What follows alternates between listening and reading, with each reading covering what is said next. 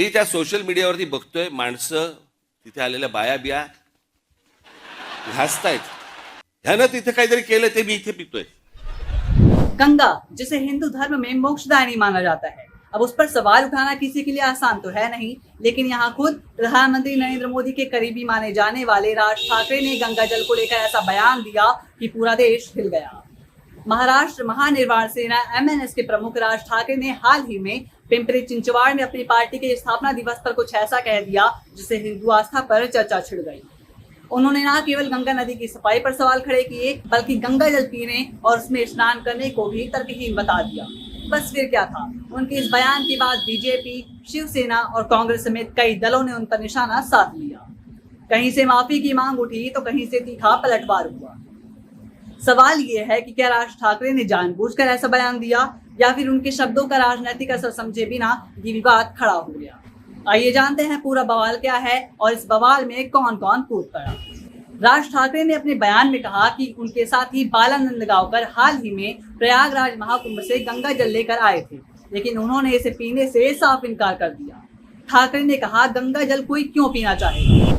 बरं, मी हेही विचारलं आल्यावरती आंघोळ केलीच ना. हे आमच्या बाळा नांदगावकर इथे त्या ह्याच्यातनं घेऊन आले, काय ते छोट्याशा कमंडलूमधनं पाणी घेऊन आले. म्हटलं हड, म्हटलं मी नाही पिणार.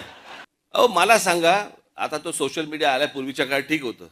मी त्या सोशल मीडियावरती बघतोय माणसं तिथे आलेल्या बाया बिया हसतायत. आणि बाळा नांदगावकर साहेब गंगेचं पाणी कोण पिईल ते पाणी.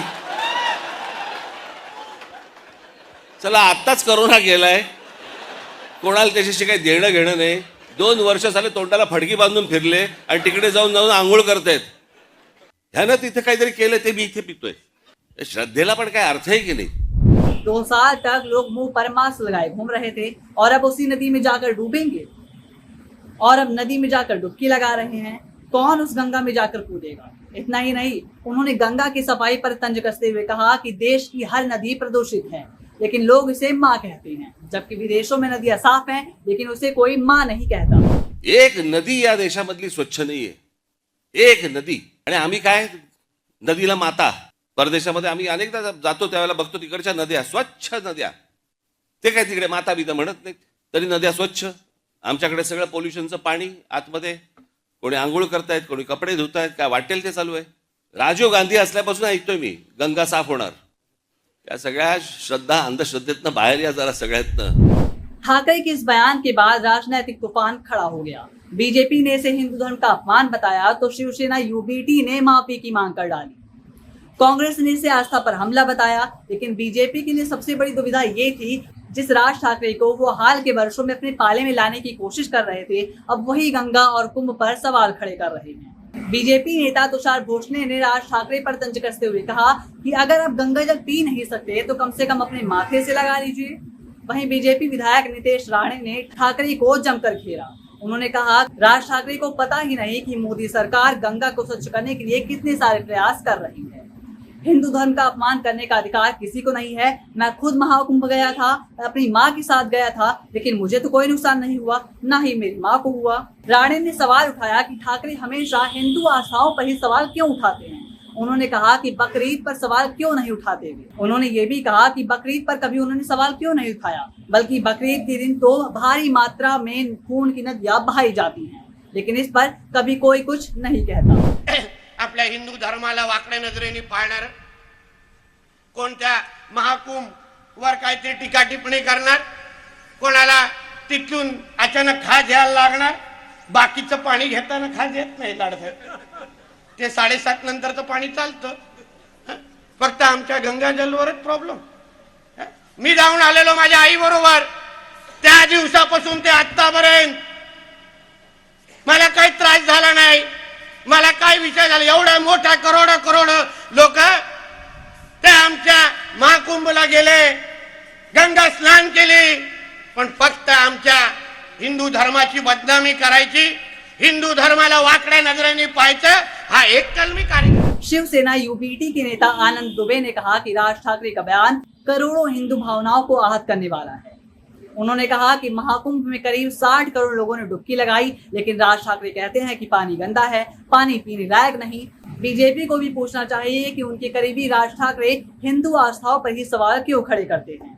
कांग्रेस नेता हरीश रावत ने भी ठाकरे के बयान की निंदा की और कहा, गंगा केवल हमारे लिए नदी नहीं बल्कि जीवन और आस्था का प्रतीक है। कुंभ हमारी सनातनी परंपरा है। ऐसी बातें लोगों की भावनाओं को ठेस पहुंचाती हैं।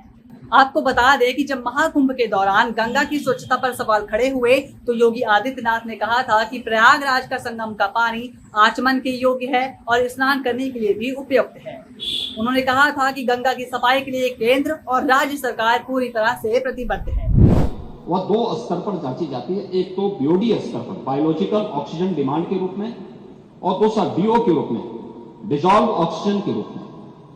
और इन दोनों